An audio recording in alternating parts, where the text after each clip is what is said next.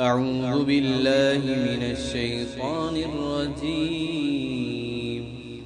بسم الله الرحمن الرحيم. الحمد لله رب العالمين، الرحمن الرحيم، مالك يوم الدين، إياك نعبد وإياك نستعين، اهدنا الصراط المستقيم، صراط الذين أنعمت عليهم غير المغضوب عليهم ولا الضالين.